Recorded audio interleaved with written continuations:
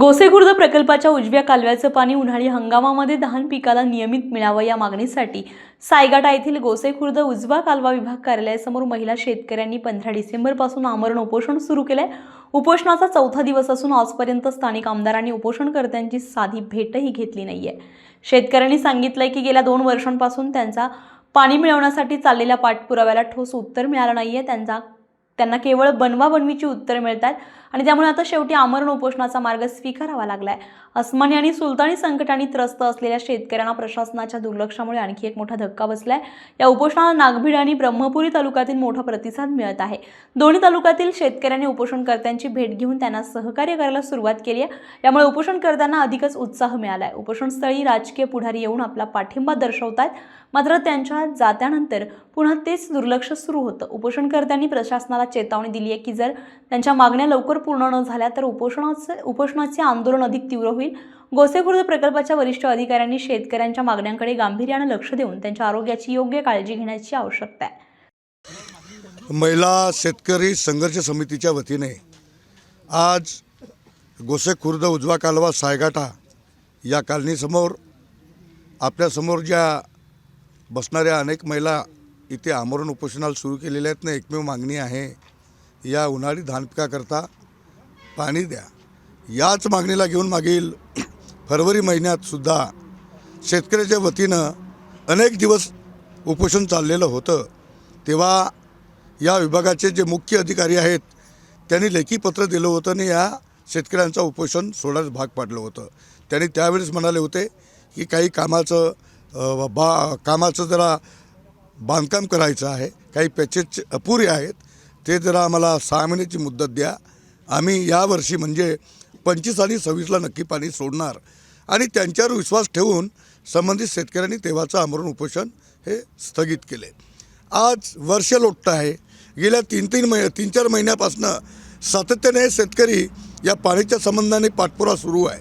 कामसुद्धा जलद गतीनं व्हावं या बाबतीतसुद्धा पत्रव्यवहार या संबंधित विभागाशी झालेला आहे। पण या मागील महिन्यामध्ये 10 नोव्हेंबरला 13 नोव्हेंबरला या विभागाशी चर्चा झाली, बैठक झाली, त्या संबंधातली एक जनसुनावणीसुद्धा झाली, वरिष्ठ अधिकाऱ्यांशी बोलणं झालं। त्यांनी सांगितलं होतं की 20 नोव्हेंबरपर्यंत आम्ही नक्कीच या बाबतीत पारदर्शक निर्णय घेणार। आम्ही स्वतः शेतकरीसुद्धा काही नागपूरला गेलो होतो, तिथे चर्चा पण झाली। तेव्हा संबंधित वरिष्ठ अधिकारी म्हणाले की सायंकाळी आम्ही नक्की पॉझिटिव्ह निर्णय देऊ।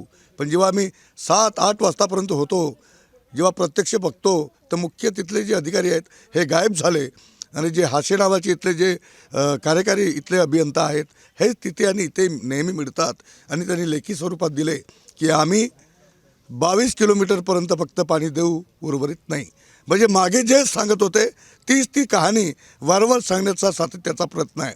आणि म्हणून आम्ही 21 तारखेला या कार्यालयाला ताला ठोकलो होतो, रास्ता रोको केलो होतो, अनेक आंदोलकावर गुन्हे नोंद झाले, पण मात्र पाण्याची अत्यंत गरज आहे म्हणून शेतकरी गुन्हे नोंद करा, काही करा, पण पाणी आम्हाला हवंच हे एकमेव मागणी घेऊन सातत्याचा संघर्ष सुरू ठेवले। गुन्हे नोंद झाल्यावर सुद्धा हे शेतकरी पाण्याच्या या हक्कासाठी, पाणी किती गरजेचं आहे, आजची जे शेतकऱ्यांची जी काही पूरस्थितीमुळे, अवकाळी रोगामुळे, अनेक या गोष्टींमुळे शेतकरी टोटली नागावला गेलेला आहे। म्हणून या उन्हाळीकरता धान पीक अत्यंत गरजेचं आहे। म्हणून न जुमानता परत अगदी लोकशाही मार्गाने डॉक्टर बाबासाहेब आंबेडकर ज्या संविधानाने जो काही दिला आहे आम्हाला लढण्याचा अधिकार, त्या अधिकाराच्या दृष्टिकोनातून आज महिला इथे बसलेल्या आहेत।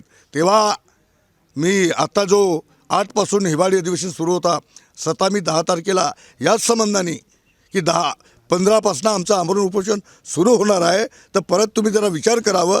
यावर्षी परिस्थिती बघता कुठल्याही हालतात आम्हाला पाणी द्या आणि शेतकऱ्याला न्याय द्या या संबंधाने 10 तारखेला सुद्धा मी निवेदन दिलेलं आहे शेतकऱ्याच्या वतीनं।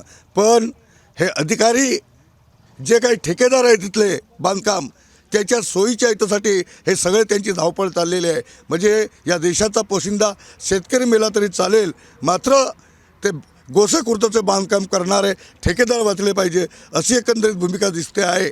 पण हे आम्ही खपवून घेणार नाही, कारण या गोसेसाठी आमच्या जमिनी दिलेल्या आहेत। अगदी मुबलक कमी पैशात दिलेले आहेत की आम्हाला आज ना उद्या या गोसेखुर्दचं पाणी मिळेल आणि काहीतरी आमची शेती सुजलम सुफलम करता येईल आणि आम्हाला चांगलं जीवन जगता येईल. परंतु एवढं वर्ष झाले तरी मात्र त्याचं बांधकाम झालेलं नाही. तेव्हा या शासनाचं आणि या अधिकारी कर्मचाऱ्यांचा आजच्या या आंदोलनकारी महिलांच्या वतीने मी निषेध करतो आहे आणि पाणी जर देणार नाही तर पुढचं आंदोलन हा अधिक तीव्र होईल एवढा इशारा मी आपल्या चॅनलच्या माध्यमातून देत आहे.